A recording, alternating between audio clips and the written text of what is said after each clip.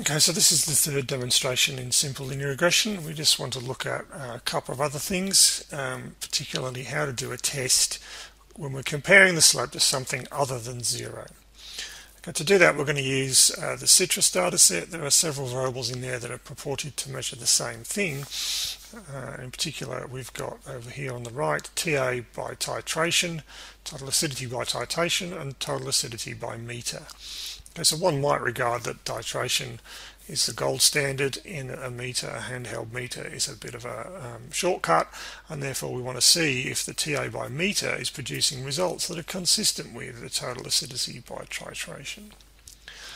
Okay, so we've loaded the data already. The first thing we need to do is run the regression. We're going to go to Fit Models under Statistics, Linear Regression. There's a lot of variables in this data, so we're just got to be a bit careful.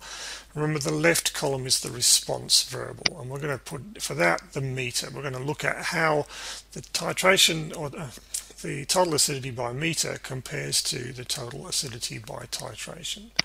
So that means I need to select TA by titration for my explanatory variable. I click OK.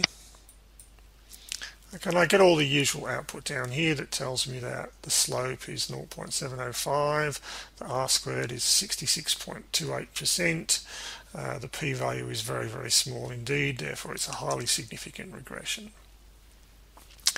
Now the other thing we might do is just do a scatter plot here of the two variables against each other. We'll put them, the x variable now is the TA by titration, the y variable is the TA by meter.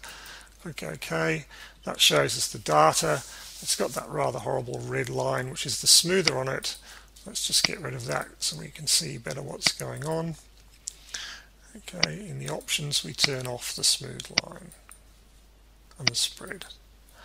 Okay, and then we just get a plot of the data points with the regression line. Alright, so the question is, well, first of all, let's check how good a fit that was. Let's just look at some diagnostic plots.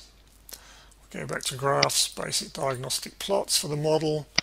If we look at those graphs, we see that it looks like there's some skewness in this normal quantile plot on the right, normal probability plot, but it may not be too bad. And then over here, there's no significant evidence of fanning out, so we'll accept the model here. So the following thing we want to do is test whether that slope is not different from zero, which is what the default test is giving us here. And of course it is different from zero, it's 0.70563. Okay, we want to test whether it's different from some alternative value, and that value in this case is going to be 1. Okay, and to do that we go to Models.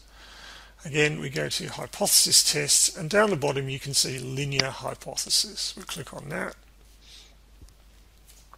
Okay, we only need one row for this. We're just going to leave that top row at 1.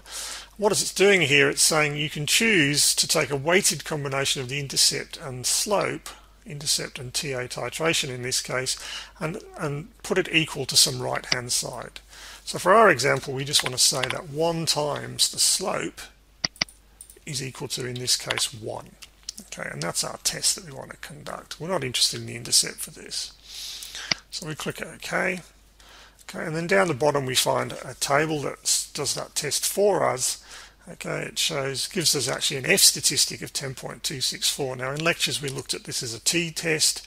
In fact, the F test is more general and can deal with more complex situations, but the p-value would be the same, and in this case it's 0.003207, so it's highly significant that this slope is actually different from 1. Okay, that's the end.